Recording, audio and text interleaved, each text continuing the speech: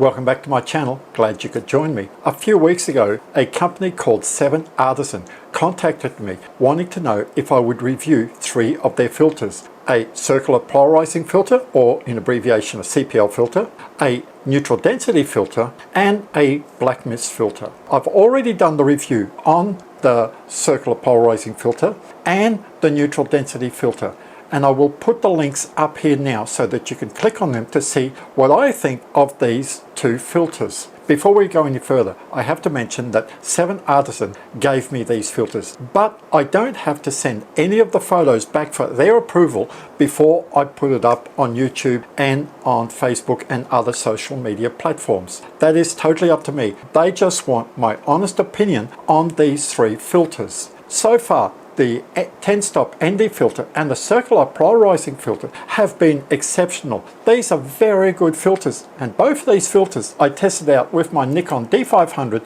and the Nikon 11 to 20mm lens. And the last filter in the 3 that I have to review is called a black mist filter. Now I have to be honest in saying I'd never heard of a black mist filter until they sent me these. Looked up on their website just to see what this filter was for. To summarize this filter, what it does is reduces some of your highlights and also reduces some of the contrast. So it's more of a blend, so there's no harsh shadows, there's no harsh highlights. It's like a film look to your photos. Now for landscape, it's very hard to see out in the sun, but for portraits and all that, I think this filter would look great because you get a more even photo. You don't get those harsh highlights, the harsh shadows. It's more of a very soft blend. I tested this filter on quite a few photos. Now I tested it on my Nikon 11 to 20 for landscapes, and I also used my Nikon 18 to 140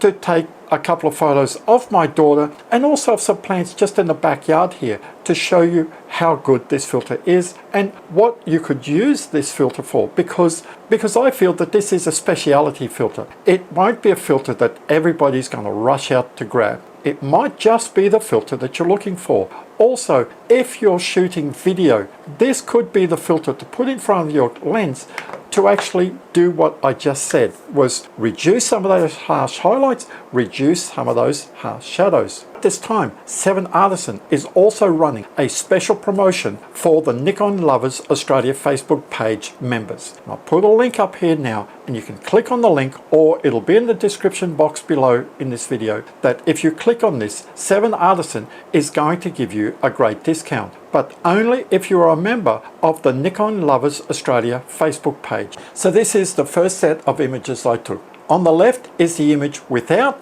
the black mist filter, and on the right is the image with the black mist filter. And I know there's only subtle changes, but if you look behind the green plant up towards the top right here, you can see that the wood planks here are a little bit darker and the shadows are a little bit stronger, whereas on the right here it tends more to blend. And also in the dark green area in the front of the plant here, the one on the left here has got more contrast. The shadows are a little bit stronger than the one on the right. So it really worked for this image here. Here is the second set of images I took. This one is of my daughter. On the photo on the left here is the photo without the black mist filter, and the photo on the right is the photo with the black mist filter. And if you look on the photo on the left here, the shadows are quite harsh, and the highlights below the left eye here is quite bright. You can see I've just about blown the highlights. Now look on the photo on the right here. You can see below the left eye, the highlights are just about all smoothed out, and the image looks much more balanced. For portrait photography, I think a black mist filter would be very good use for this sort of photography, because that's the problem with digital. Our lenses are so sharp when you're taking photos of portraits that it's too sharp, and sometimes you have to unsharpen them. This black mist filter would tend to do that because it just knocks that contrast off and it makes the image look so much better. Now this is the third set of photos that I took, and this one shows this filter at its best. The first photo you see here doesn't have the filter added, and you can look at the background here. It's very sharp. There's a lot of highlights. The shadows are quite dark, especially down the bottom right hand corner here. This is with the black mist filter on. Can you see now that the highlights and the shadows, they're more brought together and there's less contrast in the image? It's a much softer image. I quite like this, although this looks very natural. When you flip back and you put the black mist filter on, look at it. It just knocks that contrast off, makes the image more pleasing. Now this next set, I just went out this morning to a local park and just took some photos with the filter and without the filter. And in this environment, it was very hard to judge if I had the filter on. You've really got to pixel peep to see the difference. So if you're taking photos like this, then you mightn't find too much difference with the black mist filter in daytime. So this is without the filter on, and this is with the filter on.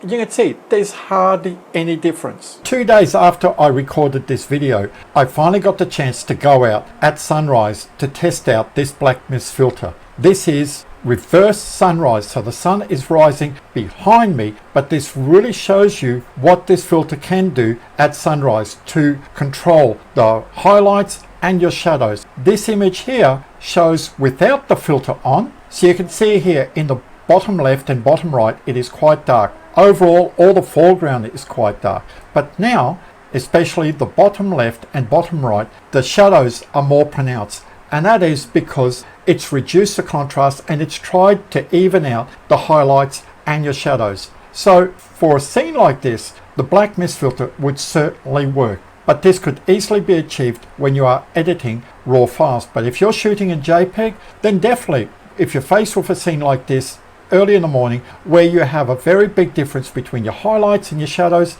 then using this black mist filter for a sunrise or sunset would be an advantage.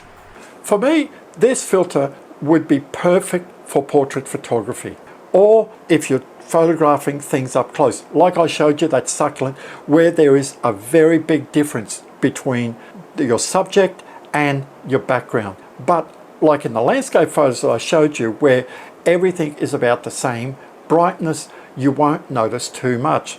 It's up to you. Now, is this a filter that I would use all the time? No, it's not, because like I stated, it's a specialty filter. But certainly if I was taking photos of my daughter, I would definitely put this filter on to take photos of my daughter or of my family, because just looking at the difference here is worth putting this filter on. For everyday landscapes during the day, no.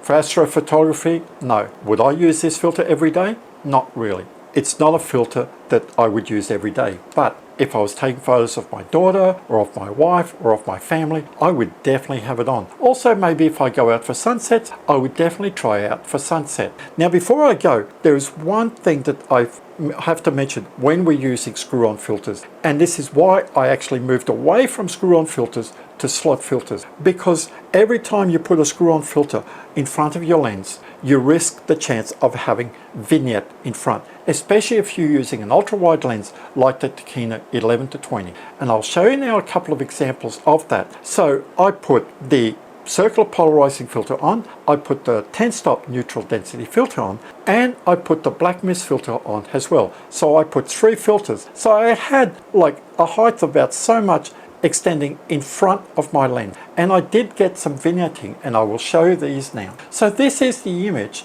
that I took with the circular polarizing filter, the 10-stop ND filter, and the black mist at 11 mils, and you can see there is a lot of vignetting. This is taken at 13 mils. You can still see there's vignetting in the corners. This is now at 14 mils, no vignetting at all. Even when I'm using my slot filters and I'm using 2 filters at 11 mils, I will get a tiny amount of vignetting. Not as bad as at 13 mils here, but probably about half. A couple of mils in the corner, which is easily gotten rid of when I just crop in, just by a couple of millimeters. But if I just zoom 1 mil to 12 mils, all the vignetting is gone. But as you can see here, I've got to go all the way out to 14 mils not to get any vignetting at all. And as you can see, there is no color cast. I've added 3 filters and there is no color cast. This is why I raved on about in the 10-stop and the circular polarizing filter, because there was no color cast in the image. The colors were exactly the same whether I had the filter on or the filter off. And the black mist filter did exactly the same thing. So 7Artisan have certainly got their game hat on. Now these are not the only filters that 7Artisan sell. There are other filters, and you can click on their website and look at the range of filters they have. And remember, if you are a member of the Nikon Lovers Australia Facebook page, you will get a great discount on their products. Just click on the link above here or in the description box below to get your deal today. Now, if you already use 7Artisan filters, I'd really be interested in your thoughts on these filters. Leave a comment below to let me know what you think about these filters. Thanks for watching. Enjoy your photography, and I'll see you next time.